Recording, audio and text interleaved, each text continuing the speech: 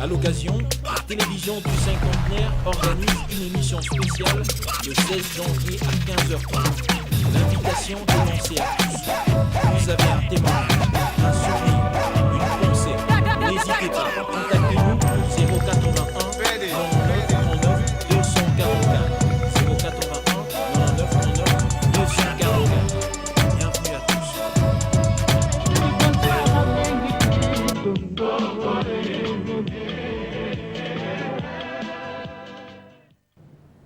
Bonjour et bienvenue dans cette tranche spéciale 16 janvier 2001, 16 janvier 2011. 10 ans, jour pour jour, que les Congolais en particulier, les Africains en général, pleurent et commémorent la mort de Mouzé Laurent-Désiré Kabila, soldat du peuple. 10 ans après, quel héritage, quel souvenir, quelle vision politique? Nous allons essayer de répondre à toutes ces questions à travers cette émission et bien sûr avec nos invités. Pas seul à la présentation avec Amina Bayombo. Bonjour Amina. Bonjour Ambroise et bienvenue. Bienvenue à vous qui nous suivez de partout. Ambroise vient de le dire, il y a de cela 10 ans, jour pour jour, que mourait Laurent Désiré Kabila, celui qu'on appelle très affectueusement par le peuple congolais, le soldat du peuple, le maquisard. Eh bien, nous allons nous souvenir de lui, nous allons commémorer ensemble avec sa famille biologique, avec tous les Congolais, pourquoi pas, avec tous les Africains qui nous suivent de partout, ceux qui ont une histoire particulière, un témoignage, un souvenir, une pensée. Chaque Congolais, évidemment, a une histoire particulière avec ce grand personnage de notre histoire qui a su immortaliser son nom au fil du temps. Pour en parler, nous avons sur ce plateau des invités, certainement. J'aimerais présenter ceux qui sont à mes côtés. Je m'en vais présenter M. Baudouin et Béli. Bienvenue à vous sur ce plateau. Vous avez également une histoire particulière que nous allons découvrir tout au long de cette tranche avec M. Laurent Désiré Kabila. À côté de lui, c'est M. Olivier Ngwende, il est congolais, un jeune congolais de la diaspora, mais qui a aussi une pensée à l'endroit de ce grand personnage qui nous a quittés il y a de cela exactement 10 ans, Ambroise Chibomba. Et voilà, à ma gauche, il y a d'abord le professeur Diomboana, qui nous disons merci, un compagnon de Mouzé Laurent-Désiré Kabila. Il a fait un grand parcours avec lui et certainement nous aurons des découvertes, des révélations peut-être. À travers cette émission, nous disons bonjour et bienvenue. Et puis, le professeur Philemon Mukendi, l'un des pionniers, il était au début, le matin, à la jeunesse de la Révolution avec Mouzé Laurent-Désiré Kabila. Et certainement, vous allez nous partager votre expertise avec ce grand homme, ce soldat du peuple. Bienvenue. Merci. Mais parce que nous parlons de Mouzé Laurent-Désiré Kabila, qu'est-ce qu'il est vraiment, suivant ces récits qui nous est proposé par la rédaction de TV?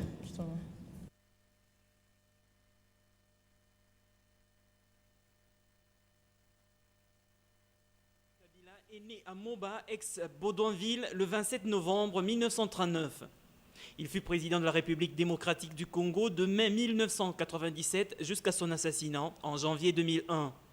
Laurent Désiré Kabila a le titre de héros national, tout comme Patrice Emery Lumumba.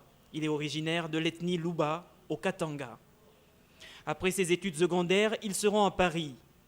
Sa lutte politique remonte au début des années 1960. D'août 1960 à janvier 1961, il lutte contre la gendarmerie katangaise dans les rangs de la jeunesse du parti Balubakat. Jason Sendwe, chef de Balubakat, le parti qui regorge les membres de l'ethnie commune, comme celle des Luba, remarque ses talents d'orateur et le nomme colonel des jeunesses, en fait des milices Balubakat au Katanga.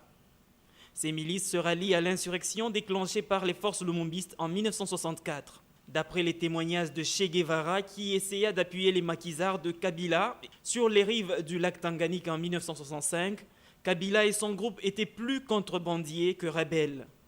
Che Guevara considérait qu'il ne réussirait jamais à se transformer en une force révolutionnaire. Le maquis de Kabila parvient à se maintenir pendant une trentaine d'années. Il ne dépasse pas les limites d'un territoire exigu et est relativement toléré par le régime moboutiste.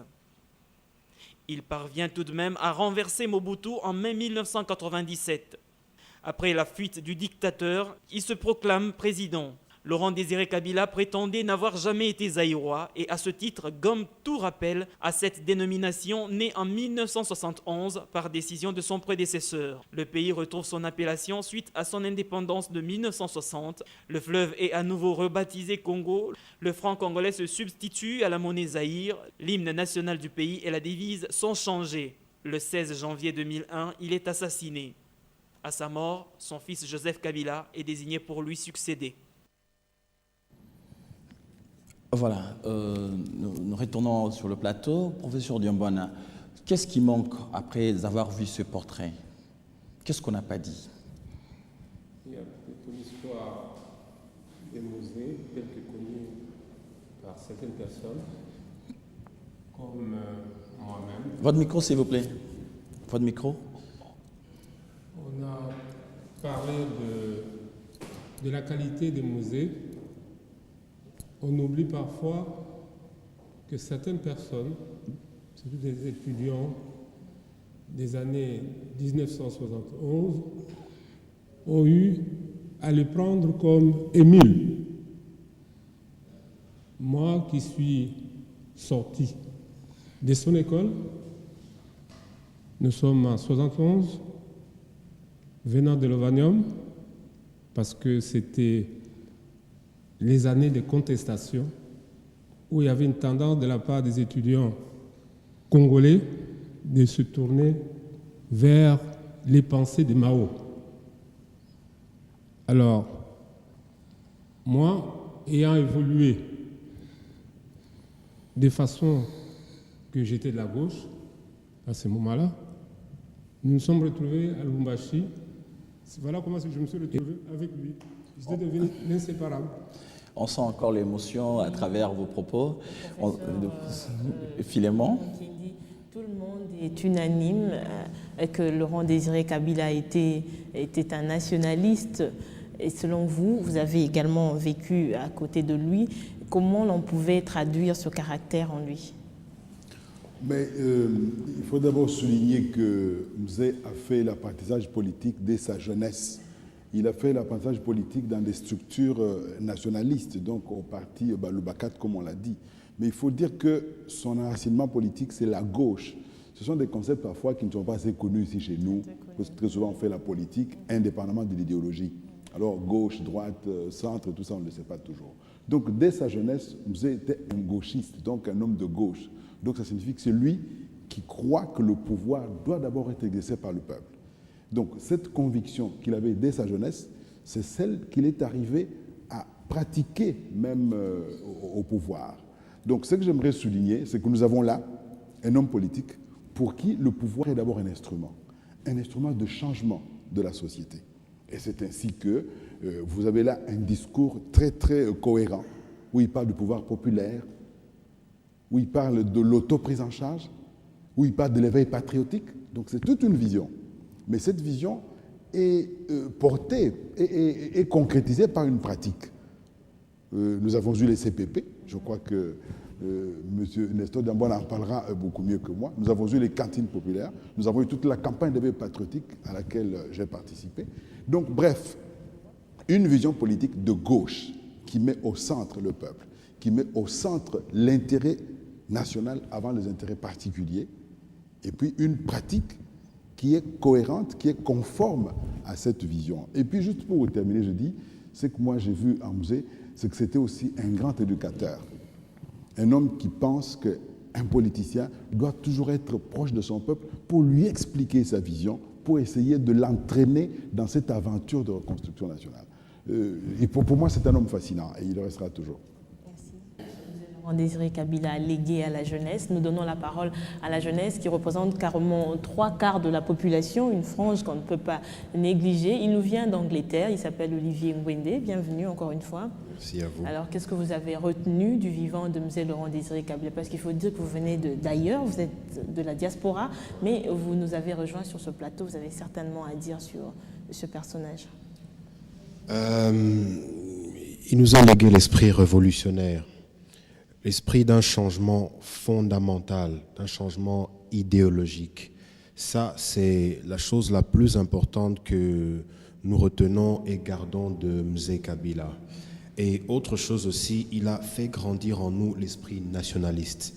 Et ce que nous pleurons aujourd'hui, c'est de ne pas avoir eu peut-être l'âge qu'il fallait ou les capacités qu'il fallait de son vivant.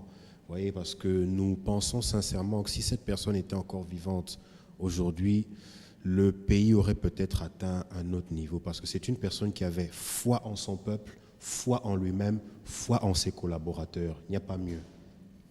Il est Ambroise Tshibamba, je viens de suivre les propos de M. Baudouin et Béli. Je me dis qu'il est tout à fait naturel en Afrique que les morts soient encensés, peut-être très souvent d'ailleurs par les politiques qui se cherchent des positionnements. M. Nestor Diambouana, pourquoi ce contraste alors que quand il était vivant, on ne le louait pas assez? Aujourd'hui, on ne parle que des éloges de M. Laurent Désiré Kabila. Et pourtant, en tant qu'être humain, il pouvait avoir aussi des faiblesses. C'est ce qu'on appelle en économie les écarts entre ce qu'on a vécu. Votre micro, s'il vous plaît. Entre ce qu'on a vécu et ce qu'on aurait pu vivre. À ce moment-là, et l'absence de la personne, peut-être qu'il aurait été là. Le temps de